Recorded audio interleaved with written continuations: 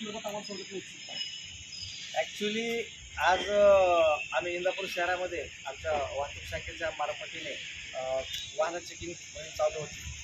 वाहन चेकिंग मोहीम करण्यामध्ये काही कागदपत्र नसतात, काही चोरीचे वाहनं पण असतात. हा आमचं इंटेन्शन होतं. परंतु हे जवळपास हे बुलेट स्वार जे आहेत सगळे, आता तसं विचार केलं तर दुचाकीमध्ये बुलेट ही एक चांगली गाडी आहे, पण याच्यामध्ये मॉडिफाय करणं आणि सायलेन्सर कंपनीचं आहे ते काढून टाकणं, दुसरं टाकणं आणि त्याच्यामुळे फडफड फडफड आवाज करून निघून जाणं. या आवाजामुळं ऑलरेडी बुलेटचा आवाज मोठा असतो आणि ह्या आवाजामुळे आमच्या शहरामध्ये येणारे जे काही वृद्ध लोक आहेत त्यांना पण त्रास होतो. त्याचबरोबर आमच्याकडे मोठ्या प्रमाणात हॉस्पिटल पण आहेत इंदापूर शहरामध्ये, शाळा कॉलेज पण आहेत. या ठिकाणी हा आवाज गेल्यामुळे त्यांना डिस्टर्ब होतो. त्याच्यामुळे यांच्यावर ही कारवाई केलेली आहे. ही कारवाई नियमितपणे चालू राहील आणि एवढं करून जर कोणी ऐकत नसतील तर कायदेशीर गुन्हा दाखल करून गंभीर स्वरूपाची कारवाई केली जाईल.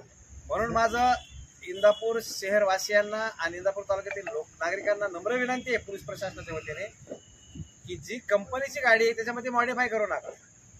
त्याच्यामध्ये कुठलंही सायलेन्सर वगैरे मोठं टाकून लोकांना त्रासदायक होईल असं वागू नका. आणि असं जर करत असतील तर हे आव्हान आहे आमचं आणि मी अपेक्षा व्यक्त करतो की उद्यापासून असा आवाज आम्हाला कोणाचा येणार नाही. आम्हाला नाही आवाज आला तर आम्ही कारवाई करणार नाही. परंतु जर सांगूनही कोणी ऐकत नसेल तर त्याला कारवाईशिवाय पर्याय नाही.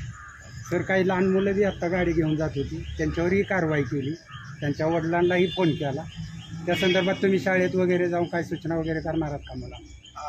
याच्याबद्दल आमचं नियमितपणे आमचं निर्भय पथक आहे. आम्ही शाळा कॉलेजमध्ये सांगतोच की 18 वर्ष वय होईपर्यंत दुचाकी देऊ नका. 16 वर्षापर्यंत 16च्या पुढे गेल्यानंतर बिना गिअरची गाडी दिली तर हरकत नाही. परंतु वय वर्ष 18च्या आत गाडी चालवायचा परवानाच नाही त्यांना. पण जर कोणी पालक त्यांना देत असेल तर पालकावर पण कारवाई होईल अशा आम्ही सूचना दिलेल्या आहेत आणि इथून पुढे पण ती कारवाई चालू होईल.